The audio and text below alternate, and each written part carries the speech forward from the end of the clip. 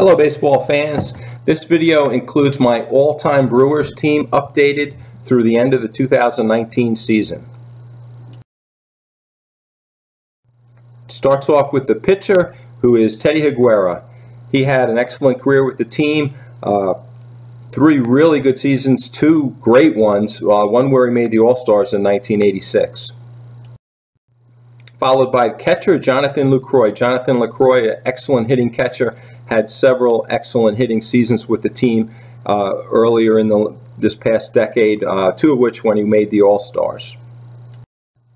Followed by first base, Cecil Cooper. Cecil Cooper had a great career with the team, making the All-Stars 5 times, leading the league in RBIs twice. If you want more information, each player, about what they did as far as the postseason and more details in their career, you can check out my teams from the 2018 playlist. I go into more detail concerning the accomplishments of each player. Most of them are the same from 2018 to 2019. At second base is Paul Molitor. I have him at second base, even though he mostly played at third base, because the Brewers haven't had a lot of really good hitting second basemen, and he had more points by my system at second base than anyone else. So until somebody surpasses his second base point total, I'm going to leave him there. And when that happens, then I'll move him over to third base. But he, Hall of Fame in 2004, had a great career with the team, and in Major League Baseball with other teams too. At third base is Don Money. He made the All-Stars 4 times during his first years with the team when he was a starter, and he's currently in the third base position. At shortstop is Robin Yount, probably the most famous Brewers player, played with the team for 20 years, MVP twice, Hall of Fame 1999, just had an excellent career with the team. The leading outfielder is Ryan Braun, who's still on the team. He has had a great career, making the All-Stars 6 times, MVP in 2011.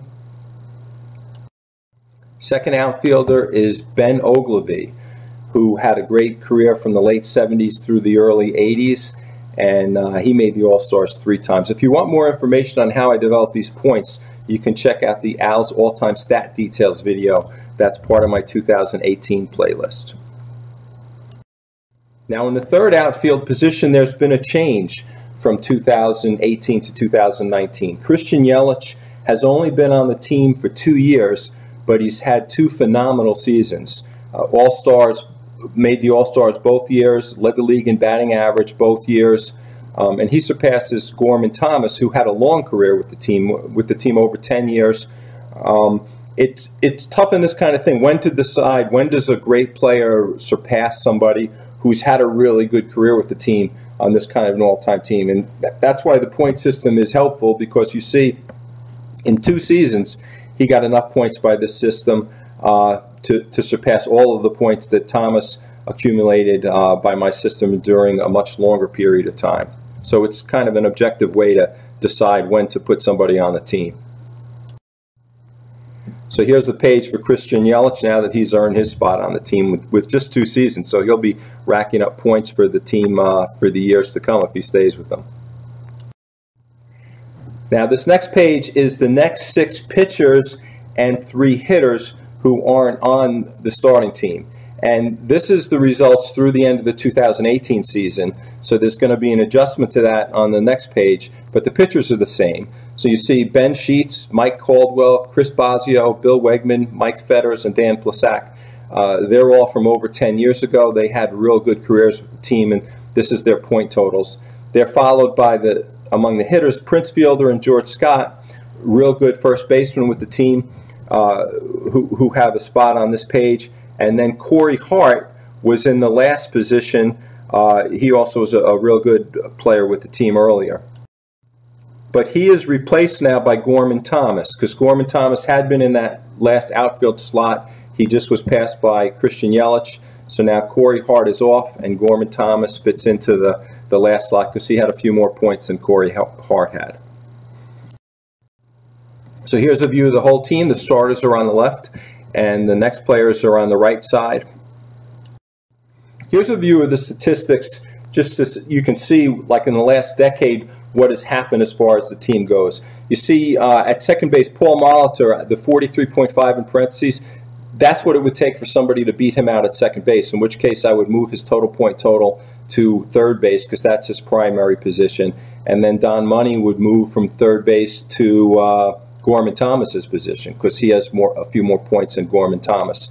You see, in this past decade, Ryan Braun put up a huge amount of points. It was he was the key player for the team in the decade. In the middle of the 2010s, Jonathan LaCroix was with the team, had some excellent seasons. And then you see at the end, Christian Yelich came and had 2 awesome seasons. And among the pitchers, none of the pitchers have been there long enough to make the team, so there's no points put up in the decade of the 2010s. Here's a comparison of the team on the left, and then on the right side is players who are either still on the team or they're still in Major League Baseball, so maybe they would come back and be traded to the team, and that's what I'll keeping track of them. And you see, the good news for the Brewers is they had a lot of really good pitchers in 2019. If you look at that column on the right side of the page, they have a lot of pitchers who had excellent seasons. That point is total. You get those points by having a better than average ERA and pitching a number of innings. So all of those pitchers had a better than average ERA, and any one of them that stays with the team in a few years has a shot at making a spot on this all-time team, because a lot of teams have many pitchers that have hundreds of points, and the Brewers don't. So it's a team that in a few excellent seasons is makeable.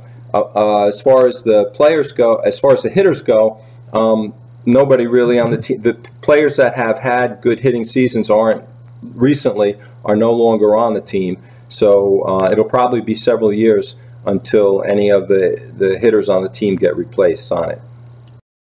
So here's a final view. You got the starters on the left, and you have the other players on the right, and the points in the middle. I hope you enjoyed this. I plan on putting up additional teams through the baseball season and through spring. If you enjoyed this, please subscribe to my channel and you can see more. Thanks. Take care.